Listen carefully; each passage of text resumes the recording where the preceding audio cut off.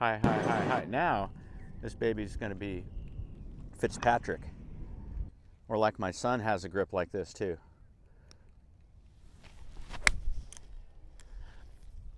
To have a nice video that can take you through a couple of grip thoughts and how to present that grip on there the same way every time. I like it up here where I can see it, slide it back down, boom, bring it back in front of me, I got it.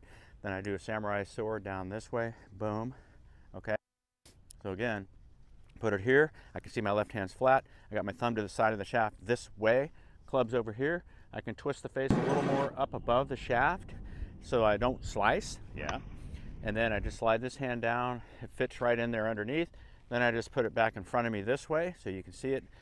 I'm gonna arms in front of me is going to bend, samurai sword, the club head straight down the target, sets it down right in front of me, and my grip is formed, right? So here, here, there, boom. The alignment for the shaft, inside of left thigh, and also along through the belt loops. Okay, so not up here, not way down there, definitely not back here, but inside of left thigh is great, especially for irons, okay? Let's see, so that's a good one there. And then your arm alignments. I would suggest as a base, your arm alignments, position 3 with the elbow here and position 2 with the elbow here. These are position 1, 2, 3 with the elbow joints. Set up, elbow 3, right side, elbow 2. 2 to 1, either one, but not 3 for sure. Just wanted to talk a little bit about golf alignments 101 for the arms, okay? And so when we put our grip on, everyone has a little bit different grip. On the tour, they've got their hands turned a little bit. Sometimes a straight down thumb is what you see out there, and that promotes a flat wrist back in this area here. That's John Rahm, Hideki, and Collin Morikawa, and several others have that straight thumb down look. And they all have a flat wrist or even flat at the top with the bowed look up there, right? And then others on there will have turned about 20 degrees, right? So your wrists have two bones on top of each other. It's radial and ulnar bones, but they're stacked. And so those guys that I just mentioned have it like this, and other guys on the tour turn. This is most used at about 20 degrees turn, so the bones are not on top of each other. That's kind of a good way for people to remember. And when you do that, you're going to be able to see two knuckles on here, okay? And so when I have it thumb straight down, I don't see any knuckles, right? So two knuckles allows you ability to rotate this wrist joint this way, or the arm into supination, pronation that way on the way through. This one here, not as much. If I had it really jacked over like the guy from England, the kid there, God, I can't think of his name. He won 2 years ago. I'll come up with it in a second. He's like this, right? But he just hits a puppy draw and takes that thing away really with his arms this way. Matthew Fitzpatrick is his name. He takes it with this grip right here. He takes it way inside with no arm flex at all. Takes it way in this way, loops it, and gets it right on plane to the golf ball, and then just adds wrist cock on the way down and smashes it, right? So you have to know which lane you're going in as far as the golf swing, but for the basic 101 grip, that's what I want to show you today, is a left hand. The thumb will be positioned somewhat on the side of the club. So sometimes I'll have people just do this. It's quite simple to look at. You can kind of see a couple different things here. You can see your shaft, right? You can see the club face in the shaft, right? So let's go through that. Yeah. So you want to get your grip on the same way every time you do it like this. You put it up where you can see it, shaft level to the ground. You can either have the face to the sky or have it turned a little bit above the shaft when it's in this position here. The thumb, as you can see, as I come in a little closer, it's right at the back of the shaft, okay? My wrist is flat. Can be a little cupped, but thumb at the back, okay? So there's me just putting the grip on up here with this hand, and then I can come in and just set this one underneath, putting the thumb in the lifeline here. So I've set it like this first, and then I come in, just slide the club there, You can see my club head is slightly tipped above the shaft.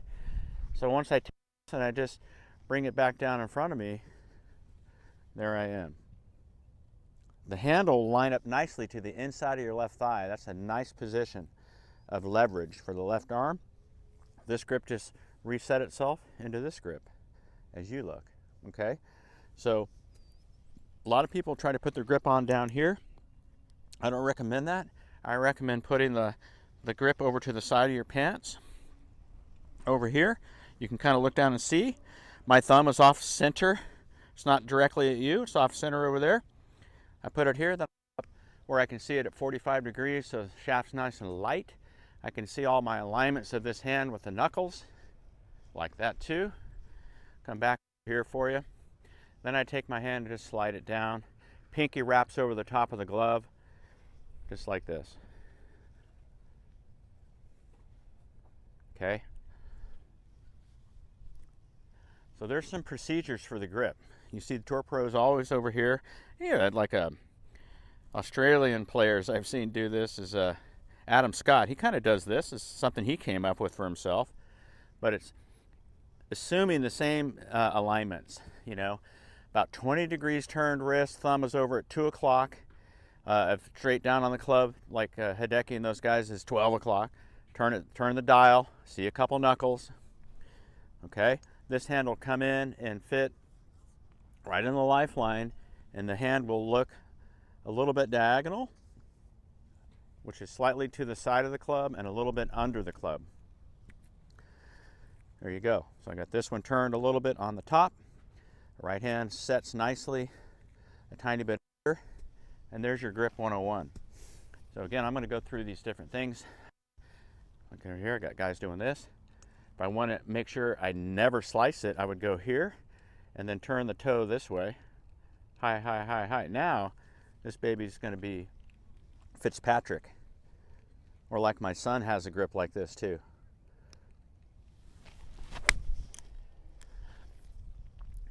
Draw every time. And it wasn't a hard draw, it was just a draw. Okay? So that was like way over, right? Some different options for you. Now you got to blend in the arm hang too. The arm hang has elbow alignments, right? The elbows are this. Elbow position 1 is my cups and my elbows facing you. Palms out shows you that. If I just relax the arms, the elbows are at a 45-degree angle, like this. That's position 2 elbow. Position 3 is like this. Some people putt that way. Like I was saying before in one of my videos, Bryson DeChambeau has position number 3 at address and position number 1 on the right arm at address. 3 on the left, there we go. That's what Bryson looks like, right? When you get set, veins popping out and stuff. There you go.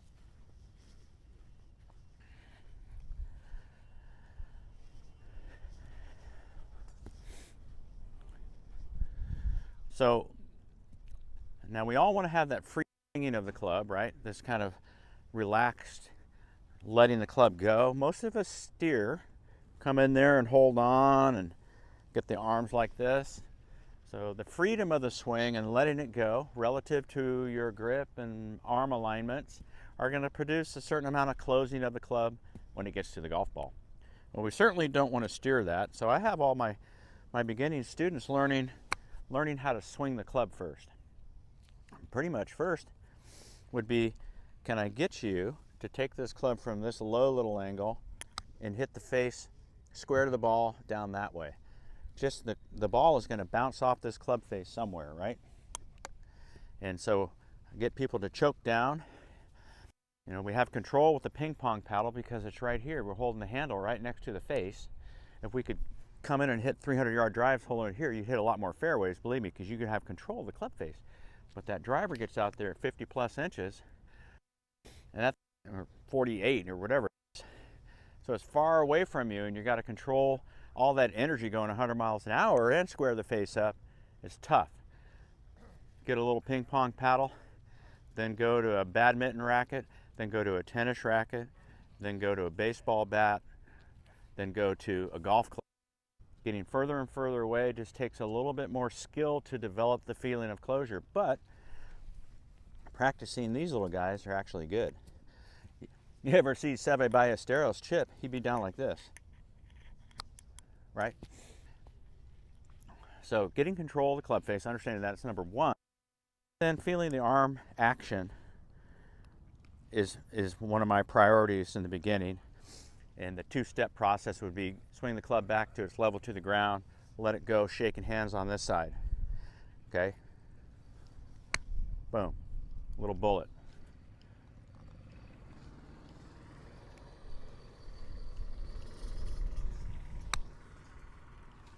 Right to you guys, right?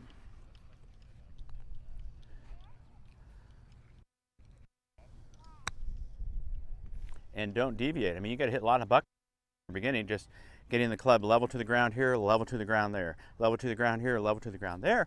Club shaking hands over there, basically shaking hands over here, right? Keep it something simple where you can remember.